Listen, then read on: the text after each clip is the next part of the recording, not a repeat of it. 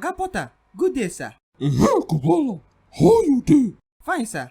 Sorry for your loss, sir. No problem, it is well. Oga, sir, I wan ask you, as you don dey perform badly now for the last few games, and me and you know say Chelsea fans dey vex, wetin you wan tell them, sir? The future dey bright. They just need to exercise patience. You dey very calm despite una current form. Why you no dey feel any pressure? My oga don give me assurance say im dey my back. When you bin come Chelsea initially, you bin dey win matches, but e be like say your magic no dey work again. In junior blood, Harry Potter don collect im magic wand na. In real coaching abilities, na im be this nonsense in that play now. Sorry, I no dey like other coaches wey go dey allow your rubbish insults. No come video bomb my interview. I don already video bomb that thing. And you say ba, any insult wey I give you now, you deserve am. See, before you come, I been dey very calm. No provoke me o. How you go lose 4 nuts still dey very calm? Who you be sef? Wetin dem hire you come do for Chelsea? Oh my God. I don't want you. No vex me. My job description no concern you. So if you da vex, make I da fear you na. Eh? You want turn me to flog? What? Your papa na Voldemort, I been a Dumbledore. Oh my God. Kubala, give me your mic. I want use am. They don collect your wand. You dey find mic. Not try am o. Not just try that nonsense. Go house go help your mother. But not for here, Joe. Now you give am job. Kubala, give me my job. Thunder go soon fire person picking for here.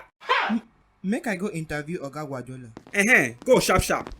So you want collect my break person head na, abi? You no fit fight person bun or mouth to mouth. No father. It be like say your job description na to come undo everything wey your predecessor do for this Chelsea. It concern you. It concern me o. I been coach this club once upon a time, and they are this rate. You go spoil Chelsea reputation. We go indirectly spoil my reputation. You know where. And you know where. Chelsea fans won't make you and that Oga bully come out for this club. Make una go find another team. Or una go turn to nothing. Like Nottingham. What? At this rate, those guys get something for their forest pass una safe. God forbid you. I not dey ready for all this nonsense. Come out for my front door. Nonsense, man. I trust Chelsea fans. Them go soon call Abolo boys for you.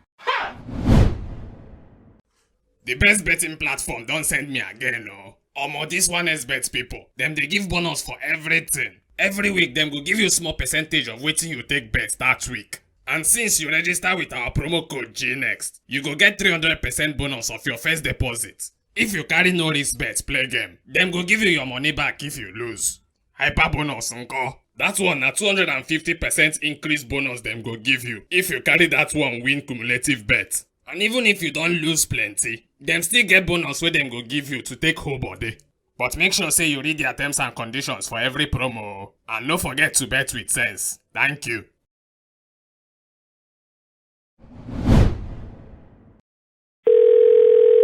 Hello? Why they call me? Good morning, my boy. Who greet you? Wetin dey worry this one? You are welcome, my dear. I forgive you. Oh my God. I go woz you slap from here o. Calm down now. Person no fit joke with you again. I don tell you say make you no dey joke with me. Okay, I don't hear. I hear say you go Al Nasiru, the desert club. I mean, the oily Arab club. Wetin concern you? I wan just keep in touch now. I wan know how life for that side be. Na camel you dey drive go pitch, abi na sand bike? You be idiot. Na question I dey ask na. Which kind mumu question be that one? You be Kubala father? Okay, make I ask another one. How una swimming pool? E dey oily?